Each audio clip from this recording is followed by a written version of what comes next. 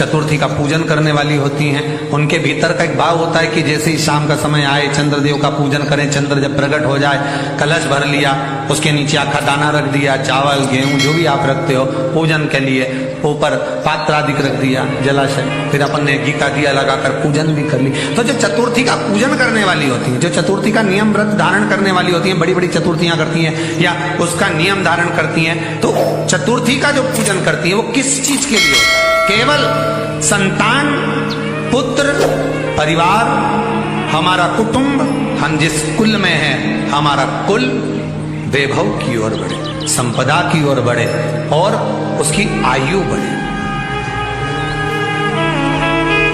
उसकी आयु बढ़े, वैभव बढ़े। बहुत ध्यान दीजिएगा महाराज, चतुर्थी की पूजन में जो आप आखा दाना रखते हो, गेहूं वगैरह कुछ भी जो रखते हो, उसकी बड़ी महत्वता होती है महाराज। यहां तक कहा गया है, चतुर्थी की कथा तो आप लोग पढ़ते होंगे, जो लोग पढ़ते हैं उनको मालूम होगा, चतुर्थी की कथा में लिखा है,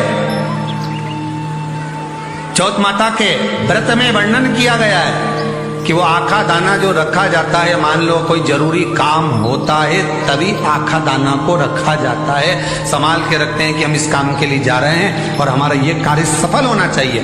तो जिसने चतुर्थी का व्रत करा है, जिसने चंद्रदेव का पूजन करा, चतुर्थी का व्रत करा, वो गणेश जी से विनती करके वहां से 2-4 आखा दाना उठा ले, और जो व्यक्ति का काम अटक रहा है अपने ही घर का, पर दूसरे कुल को नहीं देना, अपने ही कुल के अंतर्गत जो काम अटक रहा है उसकी जेब में, उसके में उस चीज को रख दिया जाए। तो चतुर्थी जो अगली आती है, जैसे आप महीने की करते हो तो महीने की, और आप जैसे करते हो कि 4 अलग बड़ी बड़ी चतुर्थी करते हो तो उसके अनुसार आपका कार्य सिद्ध होता ही है। उस आखे दाने का इतना महत्व होता है क्योंकि चतुर्थी का व्रत करने वाली माता जब व्रत करती है तो स्वयं चतुर्थी की कथा में लिखा हुआ है कि पार्वती जी गणेश जी से चतुर्थी की कथा बचवाती। चतुर्थी की कथा बाची किसने थी? स्वयं गणेश जी महाराज ने। और सुनी किसने थी? माता पार्वती। बाचने वाले गणेश जी थे, सुनने वाली माता पार्वती थी। तो चतुर्थी की कथा जब होती है तो उसको स्वयं गणेश जी बाच रहे हैं। तो व्रत कौन सुन रही है? माता पार्वती। और आपने जो आखा दाना लिया वो गणेश जी के भाव से लिया, गणेश जी से निवेदन करके, विनय करके, प्रार्थना कर उसको प्राप्त किया। जितने आस्था चैनल पर कथा सुन रहे हो, जितने फेसबुक और यूट्यूब पर सुन रहे हो, और जितने इस छत्तीसगढ़ की पावन धरा पर बैठकर सुन रहे हो, बहुत सावधानी से सुनना। एक छोटा सा कपूर का टुकड़ा जब आरती में जलाया जाता है तो ये कपूर क्यों जलाते हैं? इस कपूर का महत्व क्या है? इस कपूर का कारण क्या है? ये कपूर है कौन जिसको हम आरती में जला? क्या जरूरत इस कपूर को आरती में जलाने की? क्या जरूरत इसको यज्ञशाला में जलाने की? क्या जरूरत है इस कपूर को पूजन में जलाने की? स्वयं गुरु बाबा कहते हैं यदि कोई आरती में, पूजन में, घर में एक कपूर का टुकड़ा आरती के बाद में जब समर्पित करेगा तो उसको अश्वमेध यज्ञ का पुण्य प्राप्त हो जाएगा। अश्वमेध यज्ञ के पुण्य को पाने के लिए कपूर का टुकड़ा आज भी आरती में जलाया जाए। एक कपूर का टुकड़ा सुख का, इसीलिए हमारे यहाँ शास्त्र कहता है महाराज, गणेश जी की प्रियता है दुर्वा। क्या प्रियता है? दुर्वा। कितनी दुर्वा गणेश जी को समर्पित करी जाती है? मात्र 5। कितनी? आज के जमाने में लोग गट्ठा बनाकर चढ़ा दें, वो अपनी जगह पर है। 5 दुर्वा पंचम इंद्रियों को वश में करने के लिए और भगवान के 5 जो स्वरूप हैं उनको अपने भीतर उतारने के लिए 5 दुर्वा। और दुर्वा में भी 3 गांठ। जब दुर्वा समर्पित करी जाती है तो उसमें नीचे दुर्वा की डंडी पर गांठ रहती है, 3 छोटी छोटी गांठें होना चाहिए। कितनी गांठ? जो भगवान को समर्पित करी जाए। जिस उन्होंने पूछा गणेश जी फ्री कब रहते हैं?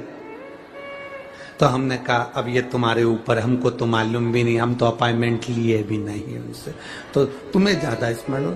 तो आप शंकर जी की कथा करते हो, आपको नहीं मालूम कि गणेश जी कब फ्री रहते हैं? हमने कहा गणेश जी फ्री रहने का केवल एक समय होता है, एक टाइम होता है, एक पल होता है, एक घड़ी होती है कि गणेश जी महाराज हमारे घर में आ गए, गणेश जी की सबसे पहली जो आरती हो, उस आरती के समय पर अगर धूप बत्ती जलाई जाए या गोबरी को जलाकर उसमें गूगल छोड़ी जाए और गूगल छोड़ने के बाद गणेश जी का नाम ध्रुम वर्ण कह दिया जाए, तो गणेश जी को तुम्हारे घर की पूजा स्वीकार करना पड़ती है। बस वो समय हम जानते, हम तो बस उतना जानते हैं कि शिव महापुराण में लिखा और मुद्गल पुराण में लिखा, गणेश पुराण में लिखा, गणेश जी का एक नाम होता है ध्रुम वर्ण। क्या नाम है? ध्रुम वर्ण गणेश जी का एक नाम होता है। जब हम धूप जलाकर और धूप लगाने के बाद में गणेश जी की सबसे पहली आरती करने के पहले अगर हम सबसे पहली आरती गणेश जी की कर रहे हो, अपने घर में स्थापना कर रहे हो, बिठा रहे हो, और तुम चाहते हो कि गणेश जी मेरे घर में आके मेरी पूजा को स्वीकार करें और जो मांगू मेरा गणेश मुझे दे 10 दिन के अंदर, तो पहला नाम लेकर पुकार लेना ध्रुम वर्ण विनायक, बैठो, बस काम हो गया। वो फ्री होकर आता है, वो बैठता है, अलमस्तता में बैठता। शाम का समय आए, चंद्रदेव का पूजन करें, चंद्र जब प्रकट हो जाए, कलश भर लिया, उसके नीचे आखा दाना रख दिया, चावल गेहूं जो भी आप रखते हो पूजन के लिए, ऊपर पात्र आदि रख दिया जलाशय, फिर अपन ने घी का दिया लगाकर पूजन भी कर ली। तो जो चतुर्थी का पूजन करने वाली होती है, जो चतुर्थी का नियम व्रत धारण करने वाली होती है, बड़ी बड़ी चतुर्थियां करती हैं या उसका नियम धारण करती हैं, तो चतुर्थी का जो पूजन करती है वो किस चीज के लिए होता है? केवल संतान, पुत्र, परिवार, हमारा कुटुंब, हम जिस कुल में हैं, हमारा कुल वैभव की ओर बढ़े, संपदा की ओर बढ़े और उसकी आयु बढ़े, उसकी आयु बढ़े, वैभव बढ़े। बहुत ध्यान दीजिएगा महाराज, चतुर्थी की पूजन में जो आप आखा दाना रखते हो, गेहूं वगैरह कुछ भी जो भी रखते हो, उसकी बड़ी महत्वता होती है महाराज। यहां तक कहा गया है, चतुर्थी की कथा तो आप लोग पढ़ते होंगे, जो लोग पढ़ते हैं उनको मालूम होगा, चतुर्थी की कथा में लिखा है, चौथ माता के व्रत में वर्णन किया गया है कि वो आखा दाना जो रखा जाता है, मान लो कोई जरूरी काम होता है तभी आखा दाना को रखा जाता है, संभाल के रखते हैं कि हम इस काम के लिए जा रहे हैं और हमारा ये कार्य सफल होना चाहिए। तो जिसने चतुर्थी का व्रत करा है, जिसने चंद्रदेव का पूजन करा, चतुर्थी का व्रत करा, वो गणेश जी से विनती करके वहां से 2-4 आखा दाना उठा ले, और जो व्यक्ति का काम अटक रहा है अपने ही घर का, पर दूसरे कुल को नहीं देना, अपने ही कुल के अंतर्गत जो काम अटक रहा है उसकी जेब में, उसके पल्लू में उस चीज को रख दिया जाए। तो चतुर्थी जो अगली आती है, जैसे आप महीने की करते हो तो महीने की, और आप जैसे करते हो कि 4 अलग बड़ी बड़ी चतुर्थी करते हो, तो उसके अनुसार आपका कार्य सिद्ध होता ही है। उस आखे दाने का इतना महत्व होता है क्योंकि चतुर्थी का व्रत करने वाली माता जब व्रत करती है तो स्वयं चतुर्थी की कथा में लिखा हुआ है कि पार्वती जी गणेश जी से चतुर्थी की कथा बचवाती। चतुर्थी की कथा बाची किसने थी? स्वयं गणेश जी महाराज ने। और सुनी किसने थी? माता पार्वती। बाचने वाले गणेश जी थे, सुनने वाली माता पार्वती थी। तो चतुर्थी की कथा जब होती है तो उसको स्वयं गणेश जी बाच रहे हैं, तो व्रत कौन सुन रही है? माता पार्वती। और आपने जो आखा दाना लिया वो गणेश जी के भाव से लिया, गणेश जी से निवेदन करके, विनय करके, प्रार्थना कर कर उसको प्राप्त किया। जिनको शुगर की बीमारी हो, बीपी हो, उनसे निवेदन करूंगा, गणेश जी का दांत जो टूटा हुआ है, उस टूटे हुए दांत के भाग की ओर 5 दुर्वा, सफेद दुर्वा, पानी का जो जलाशय होता है, कुआं होता है, बावड़ी होती है, तालाब होता है, नदी होती है, वहां लगती है सफेद दुर्वा।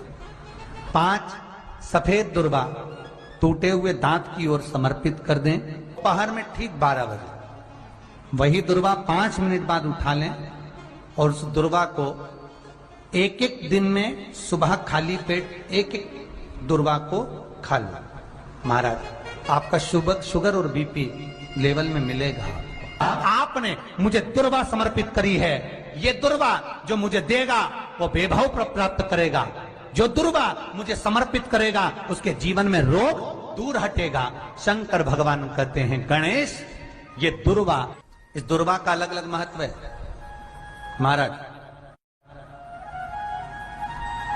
कुएं के पास की सफेद दुर्वा, कुएं के पास की सफेद दुर्वा, यदि 41 दुर्वा प्रत्येक बुधवार को गांठ लगाकर गणेश जी को समर्पित कर कर वापिस उठाकर उस दुर्वा को खाली पेट, आपके घर में भी गणेश जी होंगे, उनको समर्पित करो। खाली पेट इस दुर्वा को केवल चबा चबा कर खा लो और आधे घंटे बाद पानी को पी लो। बुधवार की बुधवार 5 बुधवार करना, गणेश जी को चढ़ाना, सफेद दुर्वा को गणेश जी को समर्पित कर कर चबा चबा कर खाना। उदर की प्रॉब्लम, जो भी मसा आदि की प्रॉब्लम होती है उदर से जुड़ी हुई होती है, जिस चीज से जुड़ी होगी, पेट की जितनी प्रॉब्लम होगी, आपको जितनी भी प्रॉब्लम होगी वो सारी 5 बुधवार करना, छठे बुधवार को जरूरत ही नहीं पड़ेगी। कितनी भी प्रॉब्लम हो पेट से, कितनी पेट से जुड़ी हुई प्रॉब्लम जितनी भी होगी समा, यही दुर्वा, पेट की तकलीफ रहती है, श्वास की तकलीफ रहती है, उसके लिए दुर्वा का भी व्याख्यान इसमें किया गया। यदि चतुर्थी के दिन 7 गांठ वाली दुर्वा 21 ले लो और चतुर्थी के दिन गणेश जी को समर्पित कर दो।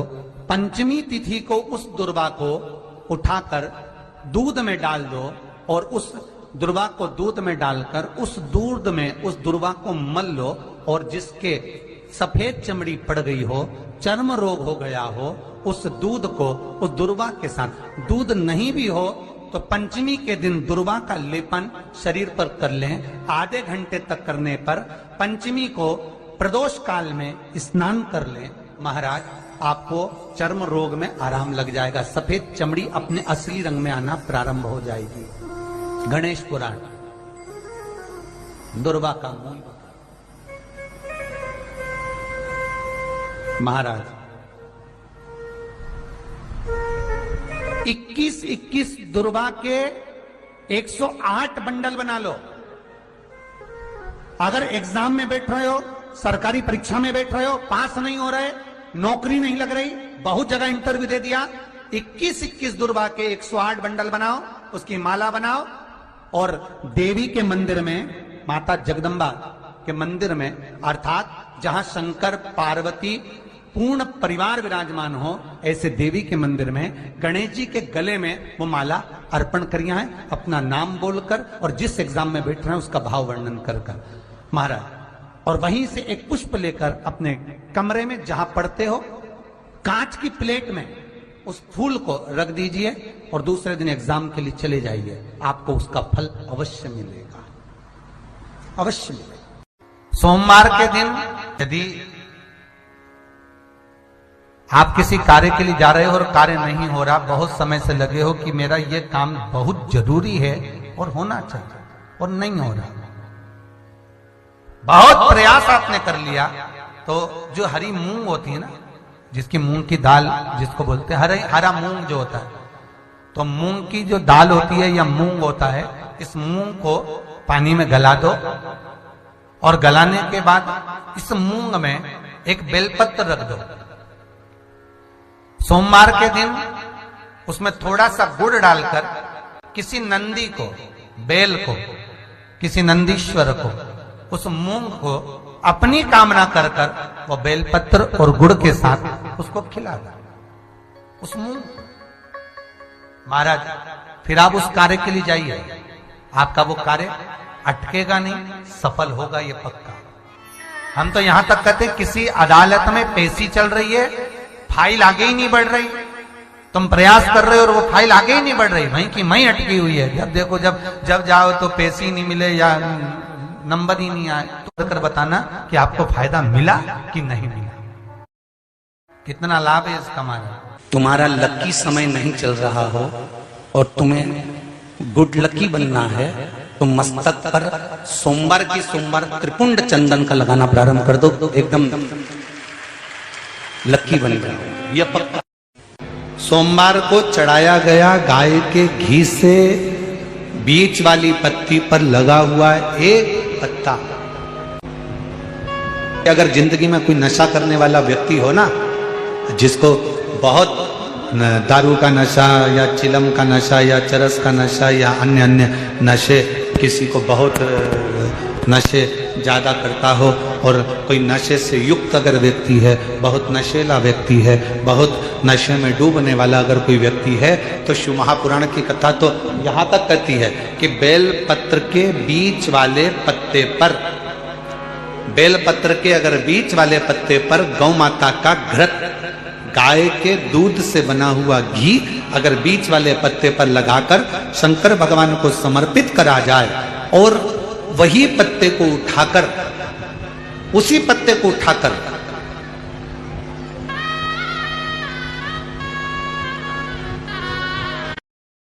भगवान शिव जी का कृतिवशेश्वर नाम लेकर अगर वही पत्ता उठाकर कोई बहुत नशे में धुत अगर व्यक्ति रहता है और उस व्यक्ति को प्रत्येक सोमवार को एक पत्ता गाय के घी का बीच वाली पत्ती पर लगाकर शिव को चढ़ाकर कृतिवशेश्वर नाम भगवान का धारण कराकर उस पत्ते को वापस लाकर नशा करने वाले व्यक्ति को अगर ज्यादा से ज्यादा 11 सोमवार भी अगर वो पत्ता खिला दिया तो वो धीरे धीरे नशे से दूर होता चले जाता और उसका नशा छूटते चले जाता। केवल एक सोमवार को चढ़ाया गया गाय के घी से बीच वाली पत्ती पर लगा हुआ एक पत्ता, शिव जी का एक नाम है कृतिवासा।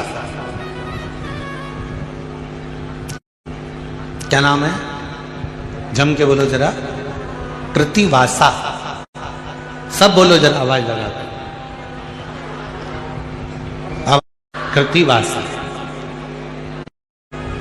कब पड़ गया था भगवान शंकर का ये नाम?